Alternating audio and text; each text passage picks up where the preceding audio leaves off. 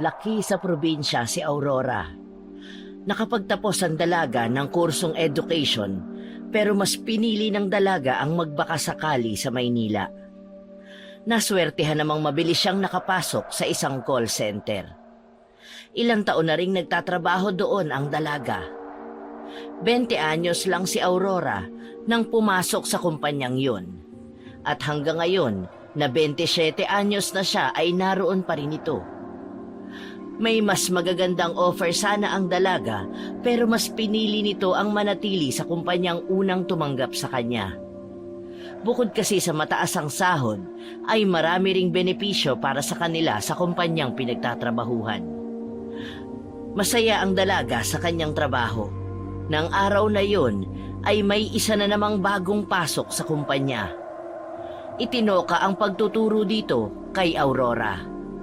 Masaya namang tinanggap ni Aurora ang baguhang katrabaho. Hello, ako si Aurora.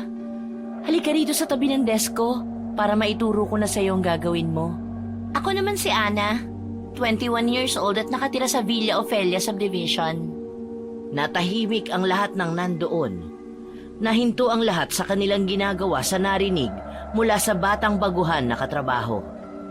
Lahat ng mga mata ay nabaling sa dalawang babaeng nasa pinakagitnang pwesto. Maging si Aurora ay nagulat sa sinabi ng baguhan.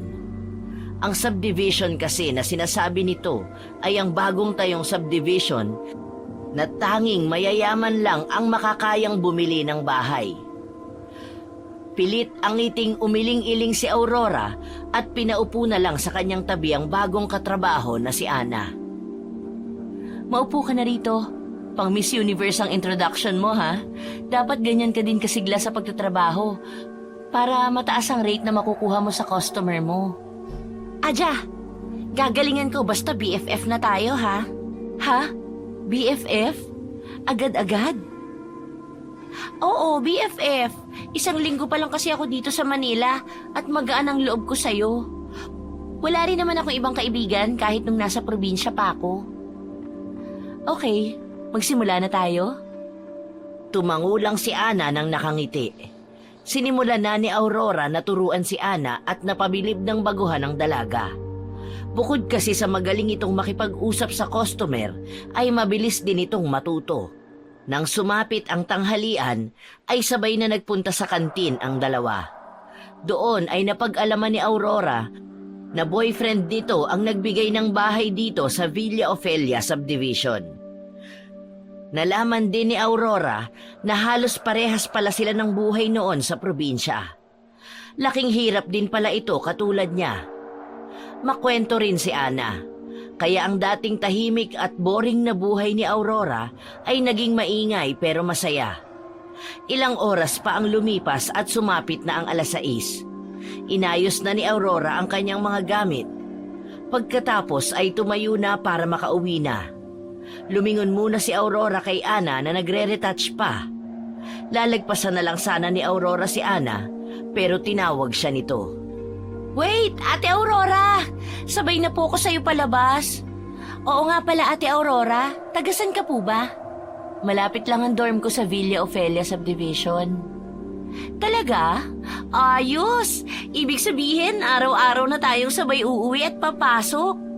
Hindi malaman ni Aurora kung matutuwa ba siya o hindi sa sinabi ni Ana. Pero isa lang ang alam ni Aurora ng mga oras na yon. Yon ay malaki ang mababago sa buhay niya sa pagdating ni Ana.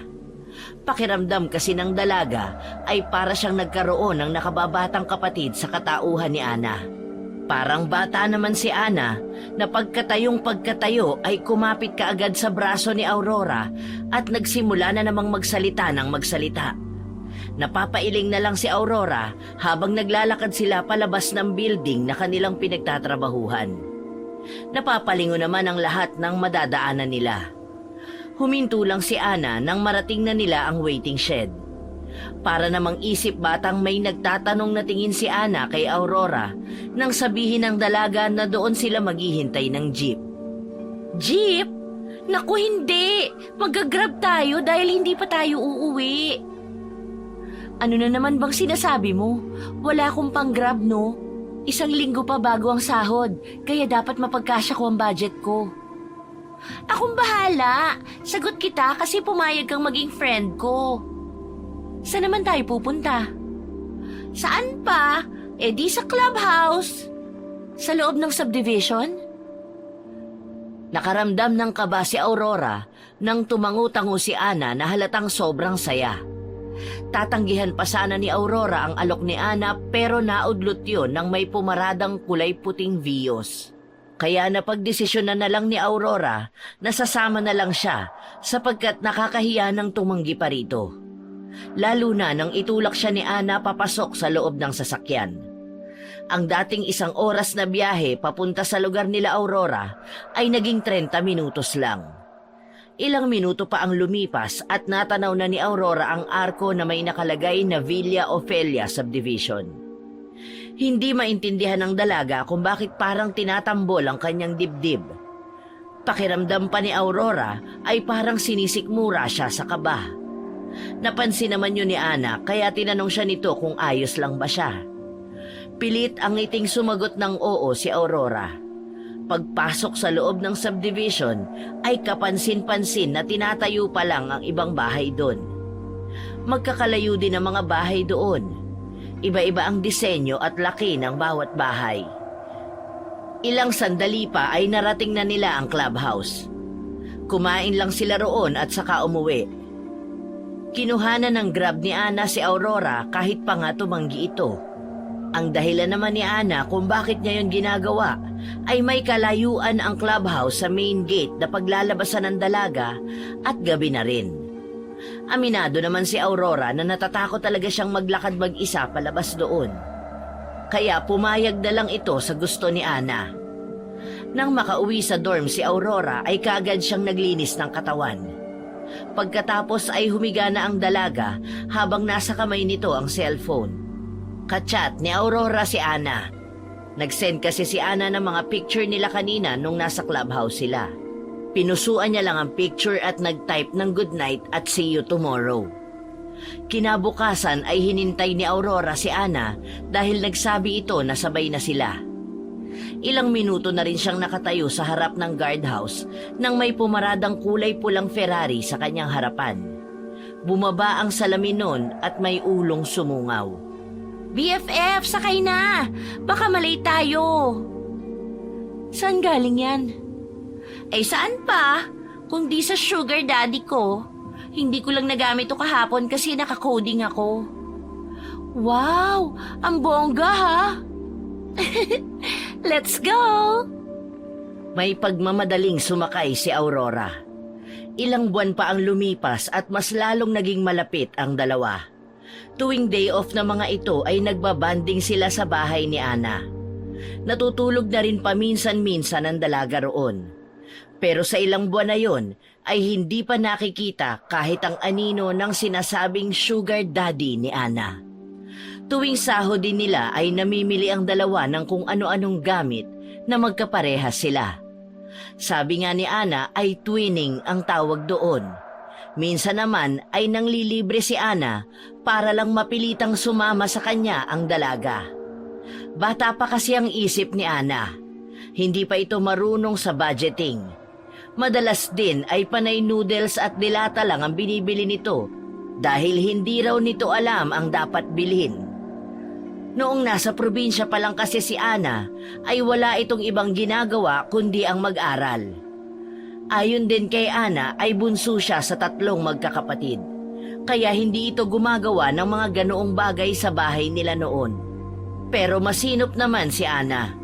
Magaling ito sa pag-aayos ng bahay, maging sa paglilinis na rin. Kaya kahit walang plano si Aurora na i-babysit si Ana ay para siyang totoong ate na tinuturuan ito. Isang araw ay sabay na umuwi ang 2 babae galing sa trabaho. Katulad ng dati ay hinatid muli ni Ana si Aurora. Ang saya-saya pa ng dalawa habang bumabiyahe. Dumaan pa nga ang dalawa sa Starbucks para bumili ng kape. Ngunit ang sayang nadarama ni Aurora ay biglang nawala nang makita ang kanyang mga gamit na nasa labas na ng dorm. Umulan pa naman kanina kaya nabasa ang lahat ng yun. May pagmamadaling bumaba si Aurora at lakad-takbo na lumapit sa pinto ng kanyang dorm. Galit na kumatok ng malakas ang dalaga. Aling Minda! Aling Minda! Buksan ninyo ang pinto! Hindi ninyo pwedeng gawin to! Buksan niyo to! Ngunit kahit anong lakas ng katok at sigaw ni Aurora, ay wala talagang lumalabas na kahit sino doon. Mas lalo yung nagbigay ng inis sa dalaga. Nang mapagod na ito ay nilapitan ni Aurora ang kanyang mga gamit at isa-isang pinupulot yon habang umiiyak. Bumaba naman ng sasakyan ang babaeng si Ana para tulungan ang kanyang matalik na kaibigan. Saan ka tutuloy ngayon yan, BFF? Hindi ko pa alam. Tahimik lang ang dalawa habang nagpupulot ng mga gamit ni Aurora. Isa-isang ipinasok ng dalawa sa sasakyan ni Ana ang mga basang gamit ni Aurora. Tanging mga importanteng gamit na lang ang kinuha ng dalaga. Katulad na lang ng mga damit, papeles, litrato at ang kaisa-isang alaala ng kanyang ama na isang music box. Nang matapos mailagay lahat ay magkasabay na sumakay ang dalawang magkaibigan. Pagkapasok ay kaagad na tumulo ang masaganang luha ni Aurora. Nang mapansin niyo ni Ana ay niyakap nito ang dalaga ng mahigpit habang hinahagod-hagod pa ang likod nito. Mas lalo namang lumakas ang paghikbi ni Aurora. Tahan na, BFF. Doon ka na lang muna sa akin. Tutal naman mag-isa lang ako sa bahay. Parang nakakahiya naman yun. Naku ha, sa akin ka pa talaga nahiya? Di ba nga sabi mo sa akin para na tayong magkapatid? Nakaka-offend ka, ate. Isa pa, hindi naman kita tinatanong. Wala kang pagpipilian kung hindi ang sumama sa akin. Pero Ana, ayokong maging Hindi na pinatapos ni Ana ang sasabihin ni Aurora. Pinaandar ng mabilis ni Ana ang kanyang Ferrari. Napahawak naman si Aurora sa seatbelt na nakakabit sa kanyang harapan. Napapikit na lang ang dalaga at hinayaan ang kaibigang dalhin siya sa bahay nito. Ilang minuto lang ay nasa harap na sila ng malaking bahay ni Ana. Nahihiya man ay tumuloy na lang si Aurora habang salita ng salita si Ana. Umakyat ang dalawang dalaga sa ikalawang palapag.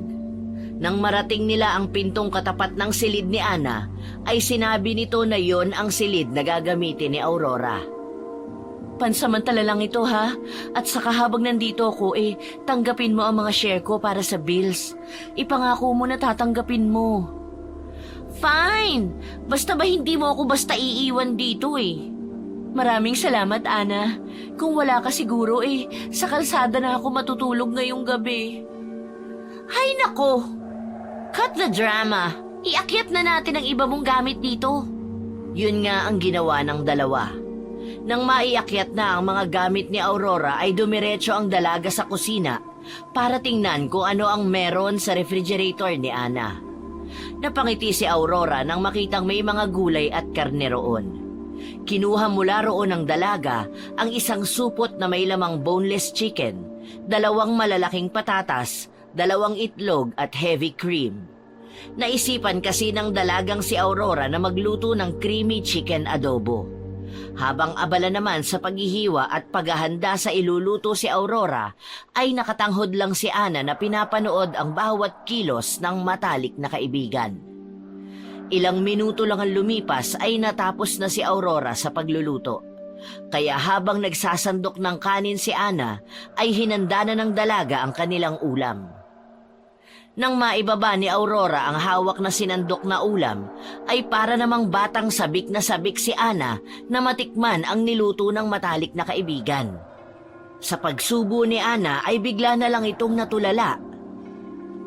Hoy, anyari sa'yo? Bakit natulala ka na? Hindi ba masarap? Hindi siya masarap kasi sobrang sarap! Ngayon ko lang nalaman na pwede palang lagyan ng heavy cream ang adobo.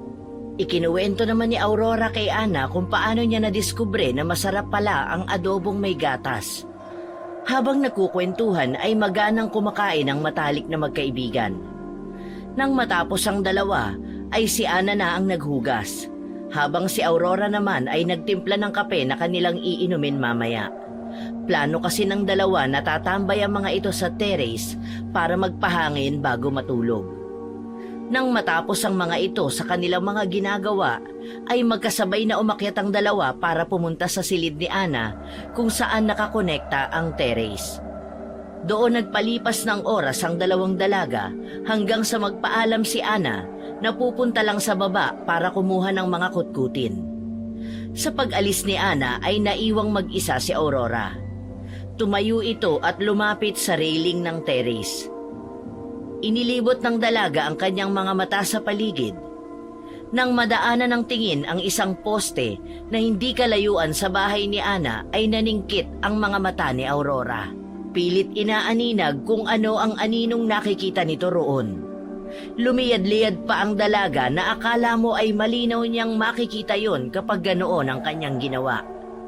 Nasa ganoong posisyon si Aurora sa pagbalik ni Ana. Hoy ate, anong ginagawa mo riyan? Kung plano mong tumalon dyan, wag mo nang ituloy dahil masyadong mababa yan. Pilay lang ang aabutin mo at hindi ka mapapatay ng ganyan lang kataas. Ana, nakakagulat ka naman. Teka nga, anong tatalon? Naku ha, mahal ko pa buhay ko, no? At sa kami tinitingnan lang ako. Akala ko nabaliw ka na kaya tatalon ka. Hindi nga ako tatalon. Ano ko, Topak? Mas may tendency ka pa nga sa akin eh.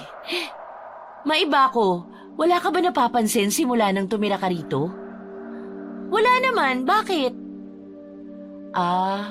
Wala. Huwag mo nalang pansinin ang tinanong ko. Basta lagi ka nalang mag-iingat, ha? Gusto sanang sabihin ni Aurora sa kaibigan ang kanyang nakita, pero nagdesisyon itong wag na lang. Ayaw rin kasi niyang matakot ang kaibigan sa oras na sabihin niya ang tungkol sa itim na anino. Lumipas pa ang ilang oras at nagpasya na ang dalawa na matulog at ipagpabukas na lang ang pagkukwentuhan. Pagpasok ni Aurora sa kanyang silid ay kaagad niyang binagsak ang kanyang katawan sa gitna ng malambot na kutsyon. Dala ng pagod ay kaagad na napapikit ang dalaga. Ngunit nang nakukuha na nito ang antok ay nakarinig siya ng isang mahinang ingay na nanggagaling sa likod bahay na makikita kapag sumilip ka sa kanyang bintana. Tumayo ang dalaga sa pag-aakalang may nakapasok na magnanakaw sa bakuran ng kaibigan. Pero sa kanyang pagsilip ay wala naman siyang nakita kaya nagpasya siyang bumalik sa pagkakahiga at matulog na. Lingid sa kanyang kaalaman ay may isang pares ng mata ang nakatanaw sa kanya mula sa isang malagong puno na di kalayuan sa bahay ni Ana. Kinaumagahan ay nagising si Aurora sa isang napakalakas na sigaw na nagmumula sa unang palapag. Halos magkanda-subsub pa ang dalaga para tingnan kung ano ang nangyayari. Nang marating ang sala ay napahawak si Aurora sa kanyang dibdib dahil sa hingal. Inilinga-linga niya ang kanyang mga mata para hanapin ang matalik na kaibigan. Muli ay nakarinig na naman ito ng sigaw. Sa pagkakataong yun ay sigurado na ang dalaga kung saan ang gagaling ang tunog. Halos liparin ni Aurora ang daan papunta sa kaibigan sa likod bahay.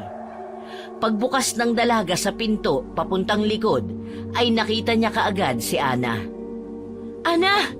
Ana, ano nangyari? Bakit ka sumisigaw? Ay, good morning BFF. Kamusta ang tulog mo? Bakit ka sumisigaw? May masakit ba sa'yo? Napano ka ba? Anitch, walang masakit sa akin. Sumisigaw ako kasi excited na ako para sa party mamayang gabi sa clubhouse. At talagang napakaganda ng invitation nila. Yun lang ang dahilan ng pagsigaw mo? Bakit 2 beses kang sumigaw? Kasi naalala ko wala pa tayong gown na maisusuot para mamayang gabi. Tapos eksakto naman nagpasok si Sugar Daddy ng 50,000 sa bank ko para raw sa gown natin. Hindi ako homeowner sa subdivision na to, kaya ikaw lang ang pupunta. Isa pa ayoko ng party. Lalo na't pinakaba mo ko tapos ayos ka lang pala. Impacta ka rin no?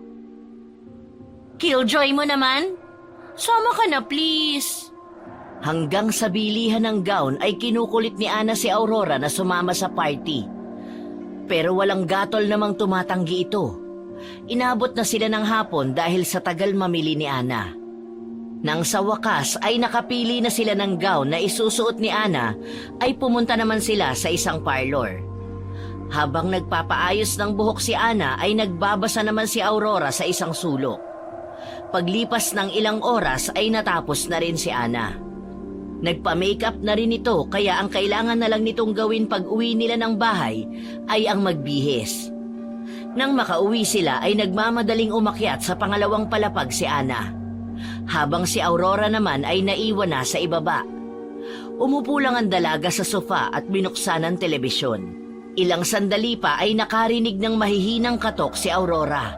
Tumayo ang dalaga at tinungo ang pintuan para tingnan kung sino ang bisita. Binuksan niyo ni Aurora pero hindi niya tinanggal ang safety lock para hindi mabuksan ng maluwag ang pinto. Bumungad kay Aurora ang isang binata na may hawak-hawak na bungkos ng mga pulang rosas. Anong kailangan nila? Nandyan po ba si Miss Ana? Nandito. Tatawagin ko lang ha. Okay lang ba na hindi mo na kita papasukin? Tatawagin ko lang si Ana. Okay lang po, ma'am. Muling isinara ni Aurora ang pinto at pinuntahan si Ana sa silid nito. Naabutan ng dalaga na naglalagay ng hikaw si Ana. Sinabi niya sa kaibigan na may naghahanap ditong isang lalaki. Tumingin lang ito kay Aurora at sumilay ang matamis na ngiti sa labi. Nang maikabit nito ang hikaw ay mabilis na bumaba para tingnan ang bisita. Sumunod naman si Aurora. Inabutan na ng dalaga na kausap na ni Ana ang lalaki. Nang tuluyang makalapit ay narinig ni Aurora ang usapan ng dalawa. Wala naman sanang balak ang dalaga na makinig, pero nakuha ng atensyon niya ang mataas na boses ni Ana. Ramon, ilang beses ko bang sasabihin sa'yo na may boyfriend na ako? Alam ko naman yun, Ana. Pero hindi pa naman kayo kasal, di ba? Napakakulit mo naman. Sinabi ko na noon pa sa'yo na hindi din ako pumapatol sa bata. At lalong-lalo na, hindi kita type. Hindi ko nga alam kung bakit nagtsatsaga kang pumunta pa rito kahit alam mo namang wala kang pag-asa. Mahal kita, Ana. Mahal na mahal. Kaya kong tiisin ang lahat para sa'yo. Handa akong maghintay. Ang kulit mo. Sinabi nang wala kang mapapala sa akin eh. Isa pa, walang-wala ka sa boyfriend ko. Kaya huwag kang mangarap na ipagpapalit ko siya sa'yo, no? Hindi mo ako madadaan sa pabula-bulaklak mo. Bakit?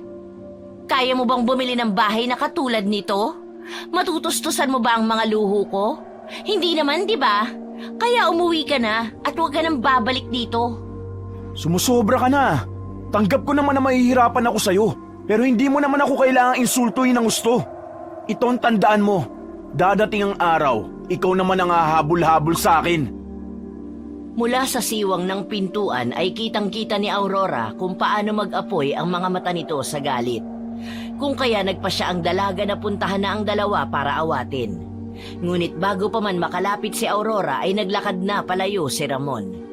Habang ang kanyang kaibigan ay kumakaway pa at sinasabing wag na itong babalik doon kahit kailan. Napaisip tuloy bigla ang dalaga kung paano pagsasabihan ng kaibigang may matalas na dila. Nang mapansin siya ni Ana ay lumapit ito sa kanya at inaya na siyang pumasok. Kumapit pa ito sa kanyang braso. Nang makapasok na sila ay sinabi nito sa kanya na matagal na raw nanliligaw yun sa kanya. Ayon pa kay Ana, simula nang dumating siya sa Villa Ofelia Subdivision ay nangungulit na ito. Pero hindi mo sana siya minaliit, BFF. Pwede mo namang kausapin ng maayos yung tao. Hay nako, ilang beses ko nang ginawa, pero makulit talaga. Hindi na rin kasi ako nakapagpigil kanina. By the way, bagay ba sa akin? Dahan-dahan pang umikot sa harapan ni Aurora ang matalik na kaibigan. Hinawakan pa nito ang laylayan ng kanyang pulang gown para mas makita ng dalaga. Umarte pa si Ana na akala mo ay modelo. Pose sa kanan, pose sa kaliwa. Tatawa-tawa namang nagbigay ng komento si Aurora. Nasa ganong eksena sila nang may biglang nagbukas ng main door. Iniluwano ng isang matangkad at gwapong lalaki. Nakasuot ito ng kulay abong suit. Wow, you look stunning, baby girl. Daddy Bear!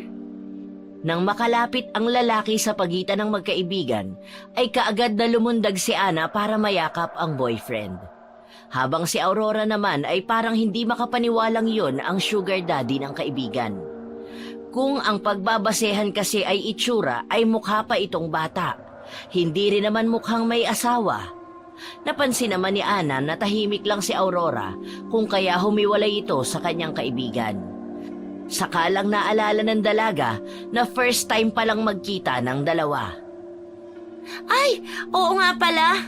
Ang tanga ko naman. Hindi pa nga pala kayo magkakilala, BFF. Ito ang boyfriend ko na si Vincent. Daddy Bear, this is my BFF, Aurora. Hi, good evening. Salamat sa pagtsatsaga sa baby girl. Alam kong hindi madaling intindihin ito, lalo na kapag tinutoyo. Mukha naman siyang normal, kaya walang problema. Huwag mo lang sasaktan yan ha, kasi hindi na lang siya ang makakalaban mo. Oo naman. Basta wag mo munang iiwan ng baby girl ko hanggat hindi kami kinakasal, ha? Hay nako, wala namang pagpipilian niyang kaibigan ko kundi pagtiyagaan ako. Isa pa, itatali ko yan sa bewang ko para hindi ako iwan. O sige na, humayo na kayo. Ingat kayo doon and enjoy the party. Ayaw mo ba talaga sumama? Umiling lang si Aurora at hinila na si Ana papunta sa pinto palabas. Tatawa-tawa namang sumunod ang binata sa dalawa. Nang makaalis na ang magkasintahan ay nagdesisyon si Aurora na magluto ng simpleng pagkain na kanyang kakainin habang nagbabasa ng bagong bili niyang libro ni James Patterson. Shanghai at pansit canton na lang ang iniluto ng dalaga. Excited na kasi itong basahin ang biniling libro. Ilang minuto lang ang lumipas ay nasa terrace na si Aurora.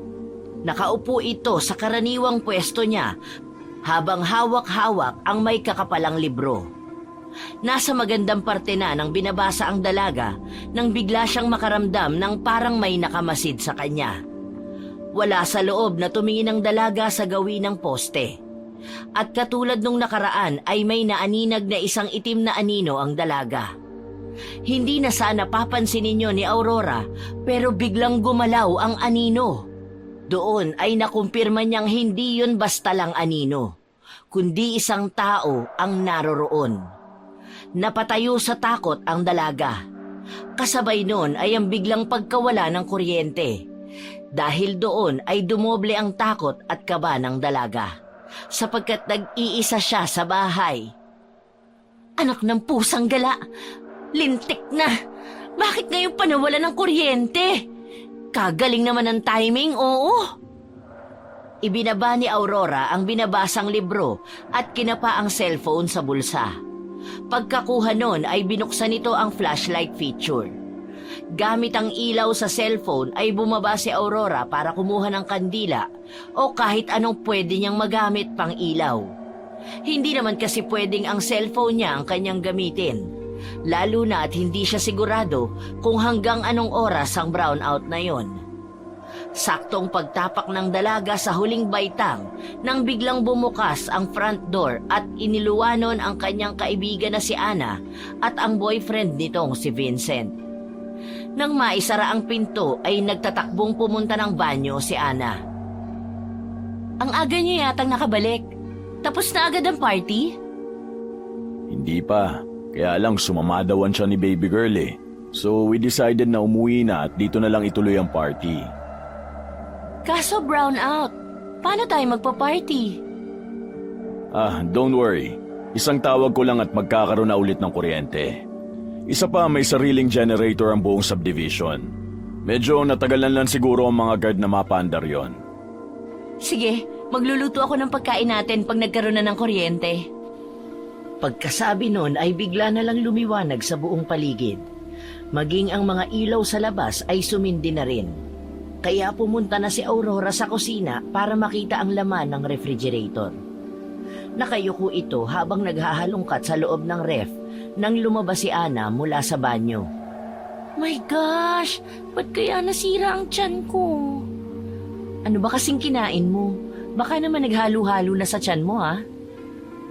Hindi nga ako kumain dun eh. Ay, oo. Yung cassava cake na inabot sa akin kanina nung staff sa clubhouse. Yun lang ang kinain ko. Ang sarap pa naman nun. Pero mukhang panis yata kaya nasira tiyan ko. Inuman mo na ng gamot. Mamaya na. Papabili muna ako ng wine kay Daddy Bear. Ano bang iluluto mo at sandamakmak yung hinihiwa mong sibuyas? Dinakdakan with a twist. Dinakdakan? Ano yun? Warek-warek ang tawag ng iba rito. Pero sa amin sa Isabela, dinakdakan. It's an Ilocano delicacy with grilled pork parts. Parang sisig din pero may utak ng baboy. Natulala naman si Ana na siyang ikinatawa ni Aurora. Batid ng dalaga na ang dahilan ng pagkatulala nito ay ang huli niyang sinabi. Kaya hinayaan na lang niya ito. Ipinagpatuloy ng dalaga ang ginagawa. Pagkatapos mahugasan ng karne ay inilaga na ito ng dalaga. Nilagyan pa ng pampalasa, sibuyas at luya. Nang maisalang na ay bumalik na sa paghihiwa si Aurora. Kasabay nun ay ang pagsulpot ni Vincent na may bitbit na isang bote ng alak. Nang matapos ng gawin ng dinakdakan ay nagtungo ang tatlo sa maliit na hardin ng bahay ni Ana. Halos gumulong na sa katatawa sina Aurora at Vincent nang makitang parang nasusuka ang dalagang si Ana. Lalo na nang ang boyfriend naman nito ang tumikim sa dinakdakang ginawa ni Aurora. Tikman mo kasi, baby girl. Napakasarap ng pagkakagawa nito. Hindi ako kakain yan. Bakit naman? Mukha bang may lason yan? Eh di ba sabi mo may utak ng baboy yan? Hindi ba parang ang weird nun? Luka-luka, walang utak ng baboy sa ref mo, no? Ano, magmamagic ako para makapaglabas ng utak ng baboy? Baliw to. Eh ano yung malagkit na puting nakahalo sa karne? It's a Japanese mayo. Tama ba ako, Aurora? Tumangutango si Aurora. Doon lang nakampante si Ana. Kinuha nito ang kutsara at sumandok ng kaunti sa platong nasa harapan. Nang sumayad sa dila ni Ana ang pagkain yun ay sobrang nasarapan din siya. Kaya mayat maya ay sumusubo ito habang nag-iinom ng wine. Malalim na ang gabi nang maubos ng tatlo ang wine na binili ni Vincent. Nararamdaman na rin ni Aurora ang antok, kaya walang paalam na umakyat na ang dalaga at natulog. Nang sumapit ang 2:00 ng madaling araw, ay nahihimbing na ng tulog ang dalagang si Aurora. Pero isang kalabog ang gumising sa dalaga. Napabalikwas ito ng bangon. Pupungas-pungas na tumayo si Aurora. Maingat na humakbang ang dalaga palabas ng kanyang silid. Ingat na ingat itong makagawa ng ingay. Pagdating sa baba ay napansin itong may ilaw na nagmumula sa kusina. Dahan-dahan ang ginawang paghakbang ng dalaga. Nang may madaanan siyang vase ay dinampot niya yon. Hawak ang may kalakihang vase ay tinungo ng dalaga ang pinanggagalingan ng liwanag. Pagdating sa kusina ay doon nakita ni Aurora ang nakabukas na ref. Sa harap noon ay isang babaeng kilalang-kilala ng dalaga. Isa pa ay suot pa rin ito ang damit na gamit kanina. Pero napamulagat sa gulat ang dalaga nang makita ang ginagawa doon ng babae. Nakaramdam ng kilabot at pandidiri ang dalaga sa nasasaksihan. Ana? Anong ginagawa mo? Bakit mo kinakain ang hilaw na karning yan? Ana! Humarap si Ana sa kaibigang si Aurora na ilang hakbang lang ang layo. May karne pang nakapasak sa bibig nito. Humakbang ng isang beses ang dalaga, pero muli itong napaatras nang umangil ang matalik na kaibigan. Maikukumpara ito sa isang mabangis na hayop sa paraan ng pagkain nito ng hilaw na karne. Akmang magsasalita si Aurora nang bigla na lang siyang atakihin ni Ana. Tinalon siya nito at sinakal. Itinaas pa nito ang dalagang pilit na kumakawala. Ilang segundo rin ang pagkakasakal kay Aurora nang pabagsak siyang bitawan ni Ana. Umuubo-ubo pa ang dalaga habang hindi inaalis ang tingin sa kaibigan. Ano bang nangyayari sa'yo? Para kang mabangis na hayop kung umasta. Aurora? Aurora, ano nangyayari sa akin? Bakit ako nagkakaganito? Hindi! Hindi! Nababaliw na ba ako? Anong oras pa lang Bakit ang aga nyo nagising? Ano bang ginagawa nyo dito sa kusina at ang ingay nyo? Baby girl? Wag! Nang lumapit si Vincent kay Ana, ay bigla na lang kinagat ng dalaga ang nobyo sa kamay nito. Nabigla naman ang binata kung kaya naitulak niya ang kasintahang wala sa sarili at mabilis na umatras palapit kay Aurora. Hindi malaman ni na Vincent at Aurora kung ano ang gagawin, lalo na nang bigla na lang tumalilis palayo si Ana. Nang mahimasmasan ay mabilis na humabol si Vincent dito. Doon naman natauhan ang dalagang si Aurora. Sumunod ang dalaga sa magkasintahan. Sa kanyang paglabas sa tarangkahan ng bahay ay nakita naman niya ang aninong itim. Pinakatitigan niyo ng dalaga. Naramdaman siguro ng nagmamay-ari ng anino ang pagtitig sa kanya. Kung kaya naglakad na ito palayo doon. Hindi malaman ng dalaga kung susundan ba ang anino o ang magkasintahan na sa kabilang daan tumungo. Nang mapansin ni Aurora na bumibilis ang lakad nito, ay walang pag-aalinlangang sinundan niyo ng dalaga. Lakad takbo ang kanyang ginawa para hindi ito mawala sa kanyang paningin. Napansin ni Aurora na palapit ng palapit sa dulo ng subdivision kung saan ay wala pang nakatira. Hindi rin nakasindi ang lahat ng ilaw sa lugar na yon. Pagdating sa pinakadulo ay bigla na lang nawala ang kanyang sinusundan. Ilang minuto rin ang inilaan na libutin ng kanyang mga mata ang paligid. Ngunit hindi na talaga niya makita ang sinusundan. Kaya nagpasya si Aurora na bumalik na sa bahay ni Ana. Saan kaya nagpunta yun? At saka bakit lagi kong nakikita malapit sa bahay ni Ana yung lalaking nagmamay-ari ng anino? Anong kailangan niya? Ilang minuto rin ang nilakad ni Aurora para makabalik sa bahay ni Ana. Hindi pa man siya nakakalapit ay tanaw na niya ang boyfriend ng kanyang kaibigan na nakatungo sa harap ng bahay. Mabilis ang ginawang paghakbang ng dalaga. Sobrang nag-aalala sa kanyang matalik na kaibigan si Aurora at gusto na niyang malaman kung nahabol ba ito ni Vincent. Sa kanyang paglapit ay dinig na dinig niya ang paghikbi ng binata. Pinagsususuntok din ito ang sementong sumusuporta sa tarangkahan. Vincent, anong nangyari? Naabutan mo ba si Ana? Ang tanga-tanga ko. Hawa ko na siya Kaso ang tanga ko kasi natakot ako sa kanya. Natakot ako sa babaeng mahal na mahal ko. Nagpadala ako masyado sa takot ko kaya nakatakas siya. Hindi ko alam kung makikita ko pa siya. Ano nang gagawin ko? Si Ana ang buhay ko! Tutulungan kitang makita si Ana. Alam kong wala akong koneksyon o ano, pero naniniwala ako na mahahanap natin siya. Huwag ka lang sumuko kaagad sa kaibigan ko, please. Makakaasa ka na hinding-hindi ko susukuan ng babaeng mapapangasawa ko. Hinding-hindi. Pero sa ngayon, ang tangi kong magagawa ay mapigilan siya makalabas ng subdivision. Ayoko mapahamak siya kapag nakalabas siya rito. Magtulungan tayo. Tawagan mo ang mga gwardya at susubukan ko maglibot-libot. Baka sakaling makita ko siya. Sige, tatawagan ko rin ang mga kakilala kong nasa pulisya para matulungan tayo maghanap. Magsisimula na sana silang gawin ang kanilang mga dapat na gawin nang makarinig sila ng malakas na sigaw na humihingi ng tulong. Napahinto ang dalawa sa kanilang kinatatayuan.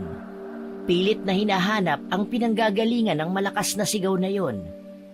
Nagpalinga-linga ang dalaga. Nagbabaka sakaling malapit lang yon sa kanila. Pero nakuha ni Vincent ang atensyon ni Aurora nang may banggitin itong pangalan. Mr. Albot! Nanggagaling sa bahay ni Mr. Albot ang sigaw! Saan? Hindi na sumagot si Vincent at tumakbo na ito sa isang bahay na malapit lang sa kanilang kinatatayuan. Nasa bandang kaliwa ang bahay ng Mr. Albot na sinasabi ng binata. Hindi pansinin ang bahay na yon dahil napapalibutan ng iba't ibang uri ng mga halamang gumagapang at naglalakihang puno. Sinundan ito ng dalaga. Pero hindi pa man sila nakakalapit ay may biglang tumalon sa harapan ni Vincent. Kung kaya maging ang dalagang nasa likuran nito ay napako sa kinatatayuan. Wala kahit isa sa dalawa ang nagtangkang gumalaw ng mga oras na yon. Isang babaeng magulong-magulo ang buhok na may mahahabang kuko ang nasa kanilang harapan. Punong-puno din ito ng dugo sa buong katawan. Maging ang bibig nito ay may tumutulo pang dugo kasama ng laway. Akmang aabutin ito ni Vincent nang bigla itong umangil na parang isang mabangis na hayop. Baby girl ko, anong ginawa mo? Huwag kang lalapit! Huwag mo akong hawakan! Ayokong saktan kayo! Lumayo kayo sa akin! Hayaan mong tulungan ka namin, baby girl. Aalamin natin ang magkakasamang nangyayari sa'yo. Pero kriminal na ako. Napatay ko si Mr. Albot. Kinain ko siya. Hindi na ako tao. Halimaw. Isa na akong halimaw. Kailangan mong maniwala sa amin. Hindi ka halimaw. Hindi mo gusto nangyayari. Gagamitin ko lahat ng pera at koneksyon ko para masolusyonan natin ang problemang to. Magtiwala ka lang, please. Ngunit hindi na nakasagot pa si Ana dahil bigla na lang itong nawala ng malay. Naging alerto naman si Vincent na katapat lang ng dalaga. Mabilis ang naging kilos nito para masalo ang babaeng kamuntikan ng bumagsak sa semento. Binuhat nito ang nobya at inuwi sa bahay. Pagdating sa bahay ay kaagad na nilinisan at binihisan ni Aurora si Ana. Habang ang nobyo naman nito ay abala sa pakikipag-usap sa telepono. Tatayo na sana si Aurora para itapon ang maruming tubig na nasa planggana nang pigilan siya ng isang kamay. May takot man ay pinilit pa ring humiti ng dalaga. Naamoy ko ang takot sa iyo, BFF. Huwag kang mag-alala. Hindi ko kayo sasaktan. Sa oras na maramdaman ko na magiging halimaw na naman ako, ay lalayo na ako. Hindi. Huwag kang lalayo. Gagawin natin ang lahat para gumaling ka. Ngumiti lang si Ana bago muling ipinikit ang mga mata. Eksakto namang dumating si Vincent.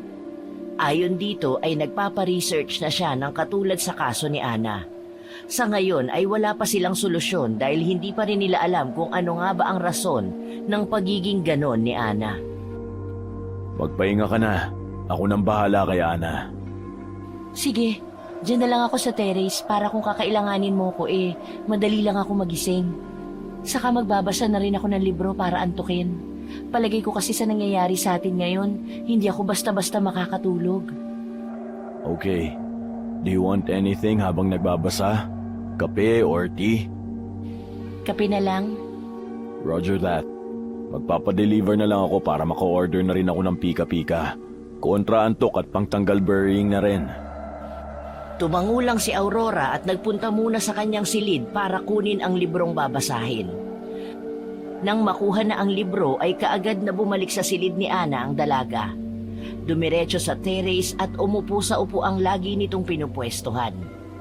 Halos 30 minutos din ang lumipas bago dumating ang kape at pagkaing in-order ni Vincent.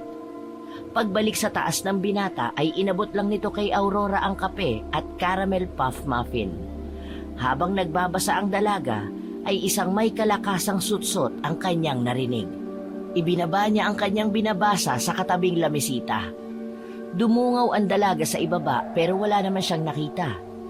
Babalik na sanang muli ang dalaga sa pagbabasa nang hindi sinasadyang napatingin siya sa poste kung saan lagi nitong nakikita ang itim na anino. Mula sa madilim na parte ay unti-unti itong lumakad papunta sa naliliwanagan ng ilaw.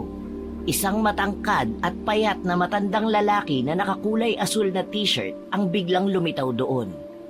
Nakatingin ito sa terrace kung nasaan si Aurora. Hindi maintindihan ng dalaga kung bakit para siyang tinatawag nito.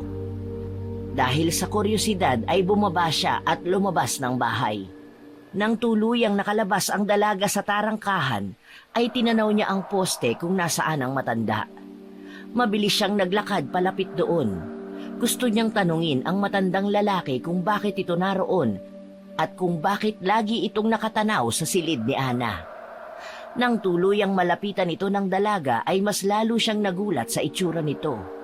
May malaking hiwa ito sa pisngi na nagbibigay dito ng nakakatakot na aura. Sino po kayo? Bakit lagi po kayong nakatanaw sa silid ng kaibigan ko? Ako si Dino. Dati akong albularyo sa lugar na ito bago pa man maipatayo ang subdivision. Binabantayan ko ang babaeng nakatira sa bahay na yan. Pero mukhang naisahan ako ng kalaban. Ano po ang ibig niyo sabihin? Lagi akong nakamasid sa mga galaw ni Monmon. Isang araw, habang sinusundan ko siya ay nakarating kami dito. Nakita ko siyang pumasok sa bahay na yan. Sinubukan kong lagyan ng proteksyon ng harap ng tarangkahan ng babae. Pero laging nawawala ng bisa yun sa tuwing aalisin ang mga papel na dinidikit ko sa bawat poste ng tarangkahan. Sinubukan kong balaan ang iyong kaibigan, pero natakot siya sa akin. Simula noon ay binantayan ko na lang siya. Pero kagabi ay naisahan ako ni Monmon.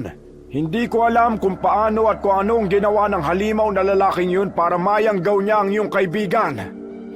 Yanggaw po? Ano po yun? Ang yanggaw ay paraan ng mga aswang para mahawaan ng isang tao at maging aswang din ito. Gumagamit lamang sila ng laway o kakaibang likido na nagmumula sa kanilang katawan at inihahalo yun sa pagkain o inumin ng kanilang hahawaan. Ha? Aswang? Aswang na ang kaibigan ko? Hindi. Hindi ito maaari. Mang Dino, di po ba sabi niyo ay dati kayong albularyo? Oo. Kung ganun po, matutulungan niyo ang kaibigan ko. Mapapagaling niyo po ba siya? May paraan pa po ba? Madali lang sana ang lahat kung hindi pa siya nakakakain ng sariwang karne ng tao. Ang kaninang mataas na pag-asa ni Aurora sa paggaling ng kaibigan ay unti-unting bumabagsak. Parang nanghina ang kanyang mga tuhod at bigla na lang siyang bumagsak paupo. Pero muli siyang nabuhayan ng loob nang may sabihin si Mang Dino. Pero magagawa natin ang paraan. Hindi nga lang biglaan. Pwede nating unti-untiin ang pagtanggal nun sa katawan ng iyong kaibigan. Ngunit wala tayong kasiguraduhan kung makakayanan ba ng katawan niya. Lahat po ay gagawin namin para lang maging maayos ulit ang kaibigan ko. Matutulungan niyo po ba kami? Hindi sumagot ang matandang lalaki. Tanging pagtangulang isinagot nito sa dalagang nakasapo pa ang mga kamay sa kanyang mukha habang lumuluha. Sa pagpayag ni Mang Dino ay kaagad niya itong inaya sa bahay ni Ana. Pinaghintay ng dalaga ang matanda sa ibaba para tawagin si Vincent. Nung una ay pinagdududahan nito si Mang Dino, pero sa tulong ni Aurora ay napaniwala nila ang binata. Mababakas man ang pag-aalinlangan ng lalaki sa alok na tulong ng manggagamot, ay sumang-ayon na lang ito. Inisip na lang ng binata na para yon sa ikabubuti ng taong mahal niya. Handa siyang gawin at subukan ang lahat ng paraan para lang mapagaling si Ana. Kung ganon ay dalhin niyo ko sa kanya. Dito po sa taas, Mang Dino. Maraming salamat nga po pala sa paglapit niyo sa amin para matulungan si Ana. Saka ka na lang magpasalamat kapag napagaling na natin ang iyong kasintahan. Bibigyan ko lang kayo ng babala, ha? Huwag na huwag kayong magpapakita ng takot. Dahil ang takot na iyon ang lalong magpapakapit sa dapat nating tanggalin kay Ana. Kailangan ko siyang masilip para malaman natin kung gaano karami ang likidong naipasok sa kanyang katawan. Nandito po ang silid ni Ana. Pumasok ang matanda sa loob ng silid nang biglang magdilat ng mata si Ana. Pagkakita kay Mang Dino ay bigla na lang itong tumayo at umangil na akala mo ay isang hayop sa gubat. Nanlaki naman ang mata ni Mang Dino, lalo na nang mapantantong mas higit pa palang malala ito kaysa sa kanyang inaakala. Huwag kang matakot, Ana. Nandito ako para tulungan ka. Hindi mo ako mauutong matanda ka. Alam kong nandito ka para patayin ako. Mukhang hindi lang yanggaw ang ginawa ni Monmon. Mas higit pang mapanganib ito. Makinig kayong dalawa. Hindi ko alam kung kakayanin ko na labanan ang ginawa ni Monmon. Pero ang gagawin ko ngayon ay pansamantala lang. Naglabas ng isang karapon si Mang Dino na naglalaman ng abo. Nagsindi din ito ng kandila. itinayo sa sahig ng matanda ang kandilang nasindihan habang may mga salitang binibigkas.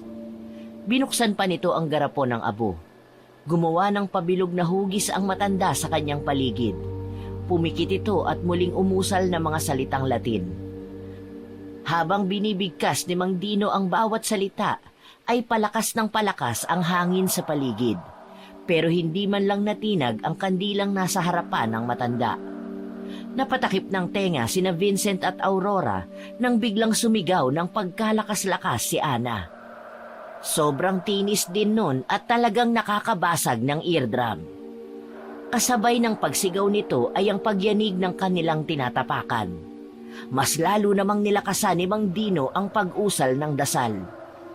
Ilang saglit pa ay bigla na lang bumaksak sa sahig ang payat na katawan ng babae. Kasabay nun ay ang pagluhod ni Mang Dino habang sapu-sapo ang dibdib. Kaagad na lumapit si Vincent kay Ana. Nang maiupo na ang matanda sa upuang naroon ay nagmamadaling bumaba ang dalaga para ikuha ito ng tubig. Habang nagsasalin sa baso ng tubig ay nakarinig ng kaguluhan sa taas ang dalaga. Kung kaya kahit hindi pa man napupuno ang baso ng tubig ay tumakbo na si Aurora papunta sa silid ng kaibigan. Nang malapit na siya sa may pinto ay bigla na lang tumalsik si Mang Dino mula sa loob.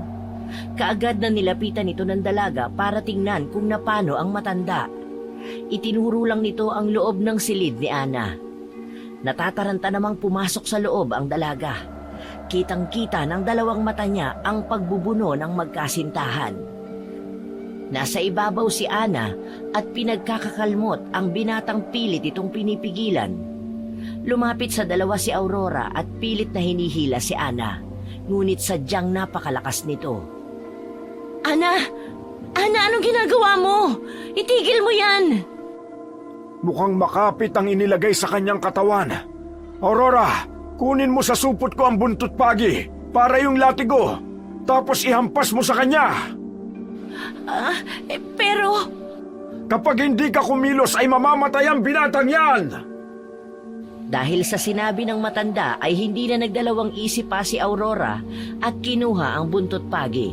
Hinampas nga ng dalaga sa likod ni Ana yon. Namilipit naman ito sa sakit dahil sa sugat na nilikha ng buntot pagi. Umuusok pa ang parteng tinamaan nun na animoy nasusunog. Napaatras ang dalaga nang biglang lumingon sa gawin niya ang matalik na kaibigan. Matatalim ang tinging ibinato nito sa kanya. Unti-unti ay lumalapit ang nagbagong anyong si Ana kay Aurora. Ang kamay nito ay nakalapat pa rin sa sahig habang lumalapit sa nahintakutang dalaga. Nang ilang dipa na lang ang kanilang pagitan, ay bigla na lang may tumulong luha sa mga mata ni Ana. Nang banggitin ni Aurora ang pangalan ng kaibigan, ay bigla na lang itong tumalikod at mabilis na tumakbo papunta sa terrace. Halos liparin na ng binata ang kanilang pagitan nang biglang tumalon si Ana doon. Ana! Vincent! Si Mang Dino! Nagkukumahog namang lumapit ang dalawa sa matandang duguan na. Hindi kaagad napansin ni Aurora na nasugatan pala ito sa ulo dahil sa pagkakatama sa pader. Nang makitang tuloy-tuloy pa rin ang pag-agos ng dugo mula sa ulo nito, ay pinunit ng dalaga ang laylayan ng kanyang t-shirt. Ginamit yon ng dalaga na parang benda. Nang mailagay na ni Aurora ang tela sa ulo nito, ay binuhat naman ni Vincent ang matanda at sabay-sabay silang bumaba para doon na muna manatili. Ilang oras pa ang lumipas at nakatulog ang tatlo sa sala. Nasa mahabang sofa ang matanda, habang nasa sahig naman si Vincent. Ang dalagang si Aurora ay sa single-seater na upuan lang natulog. Kasya naman ang dalaga doon dahil may kaliitan ito. Pero hanggang sa pagtulog ay hindi pinatatahimik si Aurora. Kung kaya bumangon na lang ito at nagluto ng kakainin nilang tatlo mamaya. Patapos na ang dalaga sa ginagawa nang magising si Mang Dino. Aurora, mas makabubuting huwag ka nang sumama mamaya sa pagharap sa kaibigan mo. Pero bakit po? Masyado ng delikado ang sitwasyon. Lalo pa mukhang mas lumala ang iyong kaibigan. Ayoko lang na pati ikaw ay mahawaan. Pero... Tama si Mang Dino. Hayaan mo kami mga lalaki ang lumaban. Hindi ako mapapatawad ng kaibigan mo kapag may nangyari sa'yong masama. Salamat sa concern nyo. Pero kailangan tayo ni Ana. At hindi ako susuko hanggat hindi siya bumabalik sa dati. Walang umimik sa dalawang lalaki. Batid ng mga ito na hindi na nila mababago pa ang isip ng dalaga. Kung kaya nang magkakaharap na sila sa hapagkainan, ay pinag-usapan nila ang kanilang sunod na hakbang para matulungan si Ana. Iminungkahi ni Vincent na bakit hindi nila umpisahan sa paghahanap kay Monmon na sinasabi ng matanda na siyang may gawa nun kay Ana. Ngunit hindi kaagad nakasagot ang matanda. Yumuko lang ito na parang may malalim na iniisip. Nang bigla na lang bumukas ang pintuan at iniluwanon ang isa sa mga gwardya ng village. Nagsisisigaw ito at parang natataranta. Naalarma naman ang tatlo kung kaya nilapitan nila ito. Ngunit nang makita sila ng gwardya ay mas nag-hysterical lang ito. Pilit itong pinakakalma ni Vincent dahil hindi nila naiintindihan ang mga sinasabi nito. Sinampal ng malakas ni Aurora ang gwardya. Doon lang ito parang natauhan. Ayon dito ay nagkakagulo sa isang bahagi ng subdivision dahil may mga tao roon na parang mga halimaw na iniisa-isang pinapasok ang mga bahay. Ang ilan sa mga taong nanggugulo ay mga homeowners din. Nagtaka naman sina Vincent at Aurora, pero luminaw ang lahat nang magsalita si Mang Dino. Ibig sabihin ay marami nang nabiktima si Ana. Malamang na nahawa ang mga homeowners nang masugatan sila ni Ana. Pero imposible po yun. Kasi kahapon po, nakagat ni Ana si Vincent. Wala naman po ako nakikitang pagbabago sa nobyo ng kaibigan ko. Ano? Hindi mo sinabi sa akin na nakagat ka, Vincent? Patingin ako para malunasan natin kaagad. Mukhang hindi aktibo ang ipinasa sa'yo ni Ana. Itinaas ni Vincent ang manggas ng kanyang polo at ipinakita sa matanda ang kagat ni Ana. Nagnanaknak na ito at namamaga. Mabilis namang kinuha ni Mang Dino ang isang bote ng langis at mga dahon. Pinapanood lang ng gwardya at ni Aurora ang ginagawang panggagamot ni Mang Dino. Napaiktad pa ang dalawa nang biglang namilipit sa sakit si Vincent pagkalapat ng dinikdik na dahon sa sugat nito. Nang matapos gamutin ang binata ay tumayo na ang mga ito at nagsimulang maglakad papunta sa bahay ni Mang Dino. Ayon dito ay may kukunin lang sila doon ng mga gamit para sa pakikipagtuos kay Monmon. Ang gwardya naman ay humiwalay na sa kanila at uuwi na raw ito kahit masisante pa siya. Naiintindihan naman ni Vincent yon kaya walang planong mag-report sa agency ang binata. Pagdating nila sa pinakadulo ng subdivision ay lumusot sa may bandang mapuno ang matanda. Ngayon ay naiintindihan na ni Aurora kung bakit ito biglang nawala nung sinusundan niya. Ang bahay pala nito ay natatakpan ng maraming puno, kaya hindi napapansin.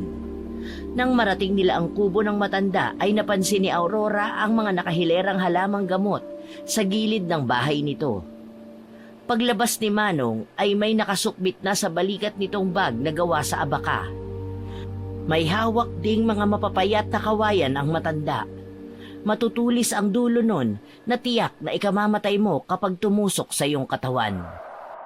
Ano po yung mga dala ninyo? Magagamit natin ito para sa pakikipaglaban sa mga nahawaan. Paniguradong hindi magiging madali ang makalapit kay Monmon. Kaya ihanda ninyo ang inyong mga sarili. Aurora, ikaw ang humawak ng buntot pagi at langis na may dasal. Ikaw na rin ang magsuot ng medalyong ito kay Ana. Hindi nito matatanggal kaagad ang inilagay sa kanya, pero makakatulong ito para hindi siya maging aswang pansamantala. Ito namang sibat ay sayo, Vincent. Kung kinakailangan yung pumatay ay pumatay kayo. Isipin nyo na patay na sila na binuhay lang ng halimaw. Opo. Sa kanilang pagpunta sa teritoryo ni Monmon, na tanging iilan lang ang nakakaalam, ay sinalubong sila ng isang batalyong halimaw. Tumatakbo pasugod ang mga ito sa kanilang tatlo. Humanda naman ang mga ito sa pag-atake. Lumunok ng laway si Aurora bago sumalubong sa mga nauulol na halimaw. Bagamat may armas ay pinoprotektahan ng dalawang lalaki ang dalaga. Nang makita ng ibang halimaw ang nangyari sa mga kasamahan, ay nagkanya-kanya ng takbo ang mga ito. Nagmasid muna ang tatlo sa kanilang paligid. Nang wala nang mamataang kalaban, ay tumuloy na ang mga ito sa isang nag-iisang bahay sa likod ng clubhouse. Iba ang disenyo nun kumpara sa ibang bahay. Bukod pa roon ay ngayon lang nakita ni na Vincent at Aurora ang disenyo ng bahay. Ito na po ba yon? Parang ngayon ko lang ito nakita. Humanda kayo! Nararamdaman ko ang presensya ni Monmon! Napamulagat ang tatlo nang kusang bumukas ang malaking puno sa kanilang harapan. Kitang-kita nila ang loob nun na maikukumpara sa isang mansyon. Marami ring mga nakasuot ng malong na kulay itim. Nakayuko ang mga ulo at tila nag-aabang sa kanilang pagdating. Napatingin si Aurora kay Vincent nang sumigaw ito ng napakalakas. Kasunod nun ay ang pagsugod ng binata. Habang si Aurora naman ay naghanap ng malulusutan para puntahan ang matalik na kaibigan. Nang makita ng dalaga ang isang pinto sa gilid, ay mabilis siyang tumalilis. Pagpasok doon ay sinalubong siya ng napakalansang amoy at madilim na paligid. Halos bumaliktad ang kanyang sikmura sa naaamoy.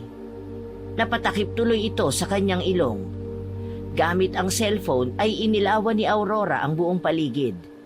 Doon ay hindi na nakapagpigil ang dalaga at inilabas ang kanina pa pinipigilang suka.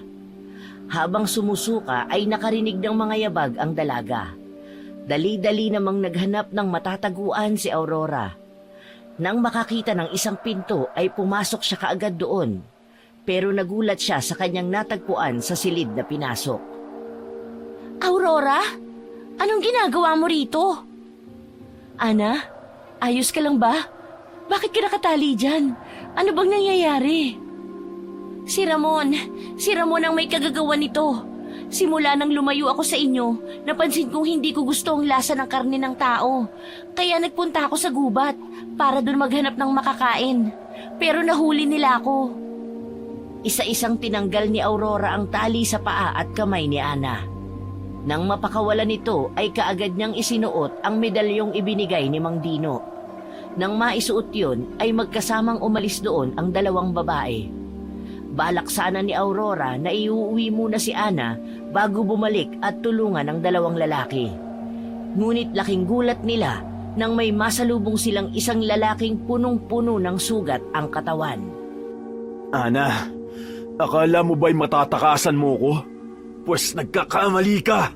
At dahil pakialamera yung kaibigan mo ay ireregalo ko sa iyo ang ulo niya. Magkakamatayan muna tayo bago mo magawa yon. Pinapatawa mo ba ako? Ano namang laban mo sa akin? Isa ka lang langgam na kayang-kaya kong tirisin. Laking gulat ni Aurora nang biglang hubarin ni Ana ang medalyong isinuot niya kanina. Inilagay yon ng dalaga sa palad ni Aurora bago ito sumugod sa kinatatayuan ni Ramon. Galit na galit namang sinalubong ito ni Ramon. Pagkatapos ng lahat ng ginawa ko para sa'yo, ito pa ang igaganti mo? Ipinakain na lang sana kita sa mga bago kong alaga. Nang magsalpukan ng dalawa, ay kaagad na tumalsik si Ana pabalik sa pwesto nito kanina. Kaagad na bang inalalayan ito ni Aurora. Iniamba ng dalaga ang hawak-hawak na buntot pagi. Ngunit huminto ito sa pagtakbo pasugod sa kanila. Bagkus ay tumakbo ito palayo. Nang mapagtanto ni Aurora na tumatakas ito ay kaagad niyang inalalayan si Ana. Tinahak nila ang daan pabalik sa pinasukan kanina ni Aurora. Saktong pagbukas nila ay siya namang biglang sulpot ni Mang Dino at Vincent. Parehas na duguan ang mga ito at maraming sugat. Pagkakita sa kanila ay kaagad silang hinila ng mga ito palayo sa lugar. Bumalik sa bahay ni Ana ang mga ito para kuhanin lang ang sasakyan na kanilang gagamitin palayo. Ayon kasi kay Mang Dino ay paniguradong babalikan nito si Ana. Kaya nagdesisyon ang binata na lumayo muna sila sa lugar. Isinama na rin nila si Mang Dino. Saan tayo pupunta? Hindi pwede sa amin. Ayoko makita tayo ng pamilya ko ng ganito ang ayos ko. Doon na lang sa amin. Pero maliit lang ang bahay namin. Medyo liblib kasi ang lugar namin eh. Ayos yun. Habang binabaybay ang daan papuntang probinsya nila Aurora, ay napansin ni Vincent na dilat ang matandang si Mang Dino. Kung kaya, para hindi antukin ay kinausap niya ito. Para may kakwentuhan siya. Tulog na kasi ang dalawang babae na nasa backseat. Ayos lang po ba kayo? Ayos lang ako. Hindi lang talaga ako makatulog. Lalo na't nakatakas si Monmon. Hindi ko alam kung kakayanin ko pa siya. Matanda na ako at mahina na. Hindi na tulad ng dati. Kung noon siguro nangyari ito ay madali lang matalo si Mon. Pero iba na ang panahon ngayon. Magiging maayos na po ang lahat. Hindi naman na po siguro tayo masusundan ni Ramon. Malayo na po masyado ang probinsya nila Aurora dito. Huwag din tayong masyadong magpakampante. Lalo na't hindi pa lubos ang magaling si Ana. Ilang oras pa ang kanilang binyahe nang marating nila ang probinsya nila Aurora. Liblib yun at malapit sa bundok. Pagbaba pa lang nila Aurora ng sasakyan ay sinalubong sila ng ama at ina nito. Nabanggit ni Aurora sa mga ito na napalaban sila sa mga aswang o halimaw. Nagulat man ang mga magulang ng dalaga ay masaya pa rin ang mga ito dahil ligtas ang kanilang kaisa-isang anak. Mabait at maasikaso ang pamilya ng dalaga. Todo pa ang mga ito sa pagkukwento kay Mang Dino na marami raw mga kakaibang nilalang ang naninirahan malapit sa kanilang tahanan. Pero nagulat ang ama ng dalaga nang sabihin ni Mang Dino na hindi naman daw nananakit ang mga ito at kanina pa niya nakikita ang mga nilalang na paikot-ikot doon.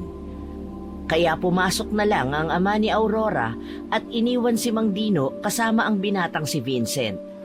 Tumulong na lang ang pobreng ama sa asawang maghanda ng pagkain.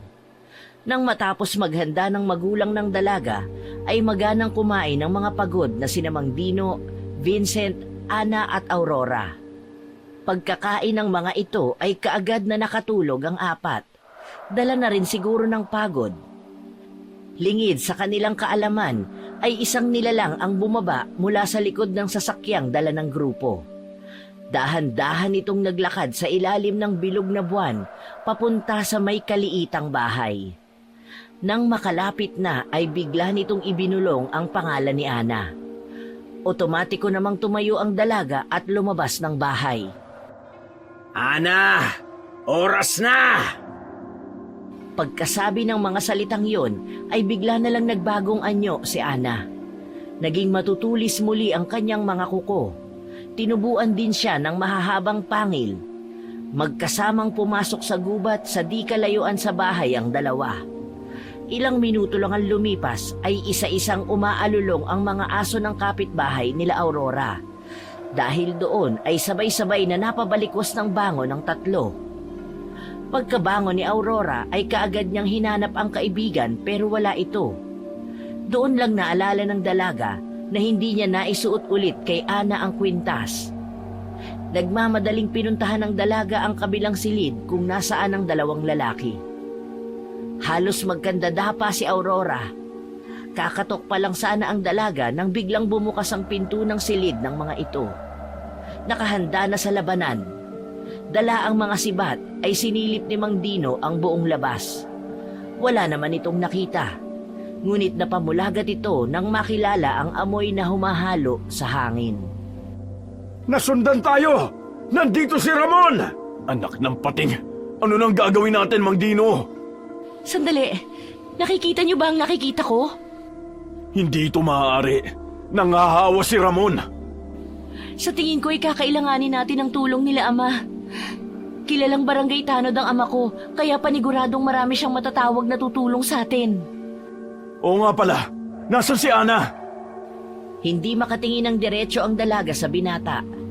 Itinaas na lang ni Aurora ang medalyong dapat ay suot ng kanyang matalik na kaibigan.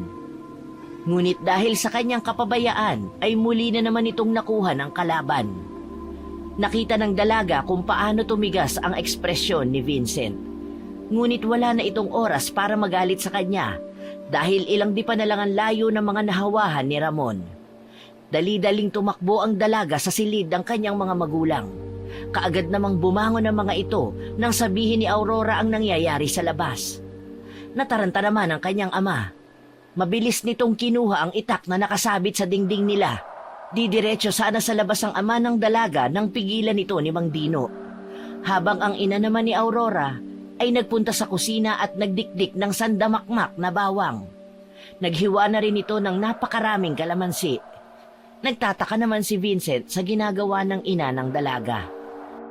Aurora, anong ginagawa ng nanay mo? Huwag mong sabihin na magluluto siya sa ganitong sitwasyon natin. Hindi, no? Panlaban sa aswang ang ginagawa ng kanyang ina. Marami ka pa talagang hindi alam, bata. Ibig man matawa ng mga yon sa kainosentehan ni Vincent ay hindi nila magawa. Isang malakas na sigaw ang nakatawag sa atensyon nilang lahat. Dahil kilala nila kung kanino nang galing yon. Kay Ana. Naging hudyat yon para lumabas ang 4 na lalaki. May kanya-kanyang armas ang mga ito. Itak ang sa ama ni Aurora, si Bat ang kay Vincent at buntot pagi naman ang kay Mang Dino. Ana! Hintayin mo ako't ililigtas kita! Ha! Sugod! Nakipagbuno ang 3 lalaki sa mahigit kumulang na 10 na hawahan ni Ramon. Habang sina Aurora at ang kanyang ina ay may iba namang kinakaharap sa loob mismo ng bahay. Hindi kasi napansin ng 3 lalaki ang presensya ni Ana at Ramon. Sa isang hampas nito ay nawala ng malay ang ina ni Aurora. Habang si Aurora naman ay tanging kutsilyong ipinanghihiwa kanina ng kalamansi ang hawak. Anong akala mo? Mapapatay ako ng maliit na kutsilyong yan? Nagpapatawa ka ba? Hindi na nakasagot si Aurora nang bigla siyang sakalin ni Ramon.